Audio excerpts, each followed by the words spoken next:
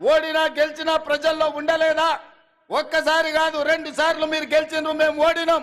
మీరు ముఖ్యమంత్రిగా ఉన్నప్పుడు ప్రధాన ప్రతిపక్ష నాయకుడిగా పెద్దలు జానారెడ్డి గారు నిరంతరం ప్రజల మధ్యలో ఉండి శాసనసభలో పాలక పక్షానికి సలహాలు సూచనలు ఇస్తూ ప్రభుత్వం చేసే తప్పిదాల మీద వారు సూటిగా పదునుగా ప్రభుత్వాన్ని నిలదీశారు. అదే విధంగా మిత్రుడు బట్టి విక్రమార్క గారు మరొక 5 సంవత్సరాలు సిఎల్పి నాయకుడిగా మా ఎమ్మెల్యేలను మీరు గుంజుకున్నా ముక్కవోని ధైర్యంతో సిఎల్పి హోదాను మీరు తొలగించినా ఏ రోజు అధైర్య పడలేదు.